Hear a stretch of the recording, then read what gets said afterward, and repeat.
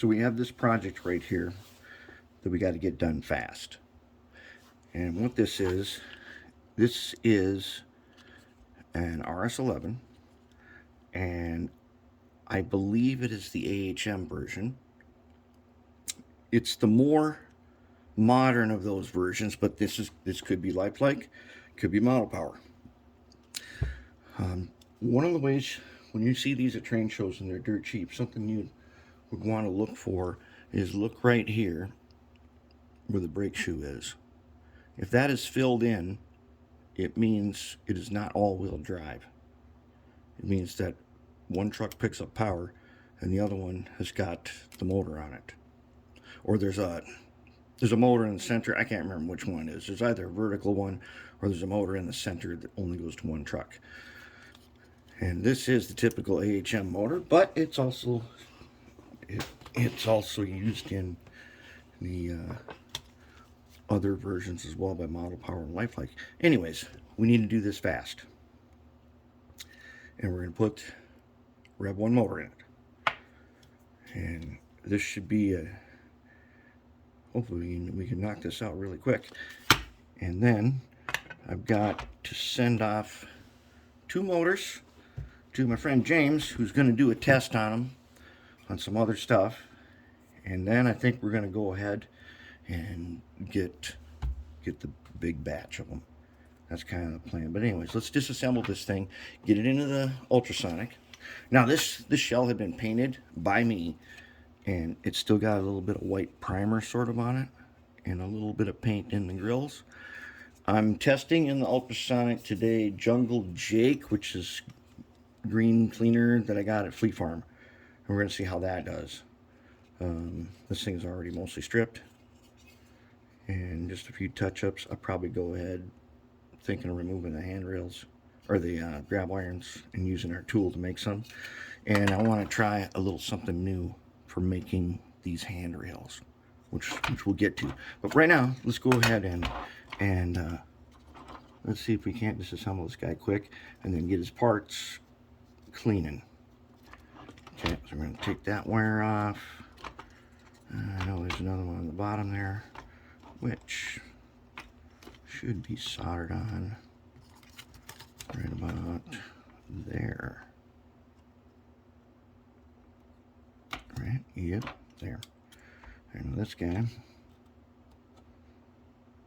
I actually don't even need to unsolder these because we're not saving any of this wire. Why don't we just go ahead and cut it if you're not using it again. Okay, we got to take out the fuel tank.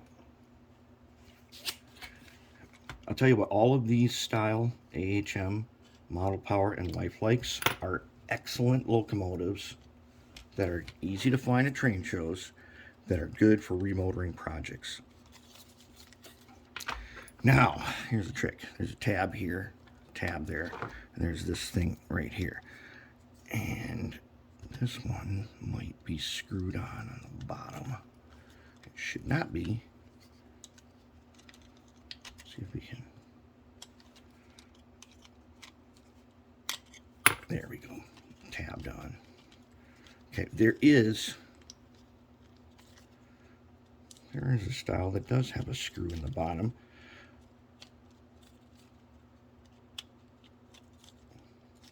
Not just fuel tank screw. There's, if I remember right, there's one that's got screws that go up to like a motor mounting pad or something like that, making it hurt. I don't want to wreck this fuel tank. I want to get this guy off here. He does not really want to cooperate that good. I do not want to break him. See if we can get him out of there. There we go. Okay. There's his lead weight. Sweet. Fuel tank. Oop, a little. Is that glue or is that grease? That's grease. Oh, fortunate for us, he's not painted. We're keeping this fuel tank and we're going to dress it up as nice as we can. Okay, now I want to take out this bracket right here. So the U-shaped thing. And then put that in your parts bin. Even if you're remotoring, put it in your parts bin, because hey, if you run into somebody that's got something like this, sometimes these are missing or broken, and then you'll have a part for them. Oh, the motor housing came apart. Okay, and then we slide them and pull them. There he is. Now, the cool thing is, this is a 2mm shaft 3-pole motor.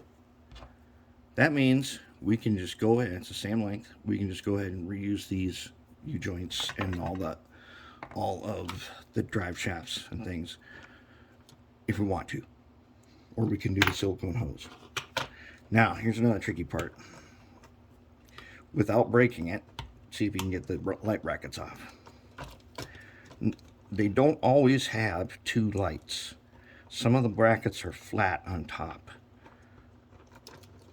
This one just happens to have 2 identical brackets that are used to hold the light bulb. And there we go. Truck's out. Okay.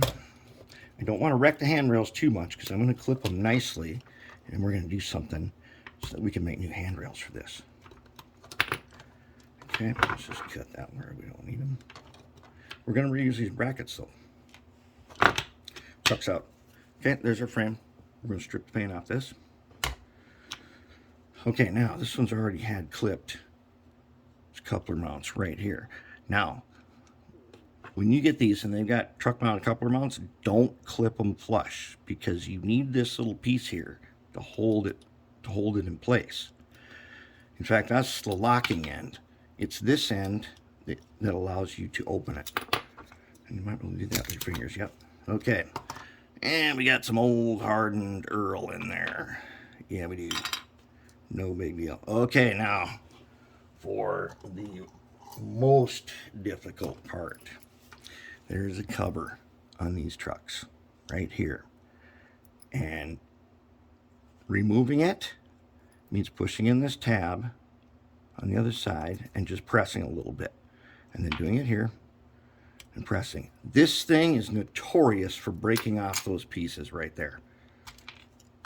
Okay, got our gears out. Gears only go in one way, so no big deal. That is definitely some hardened oil. And we'll take this guy apart. I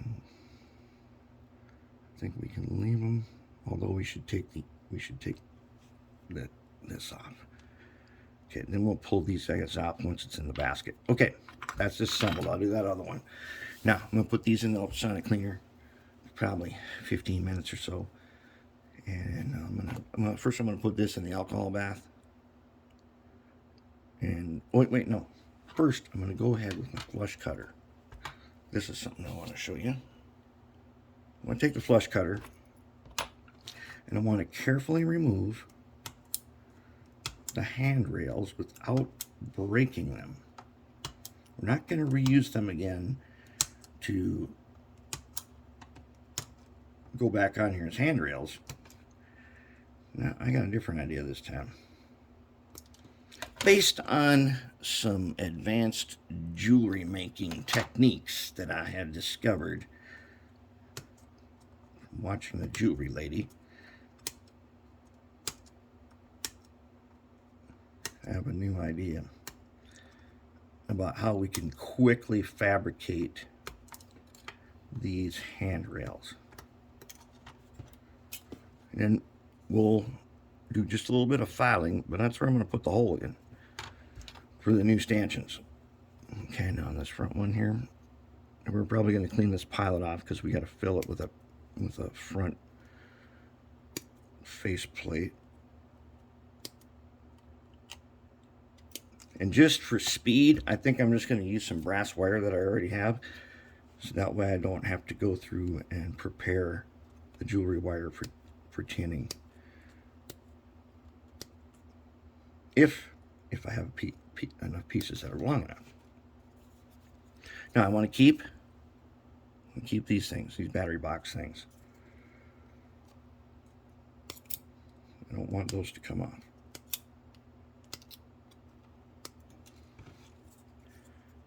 Looking good.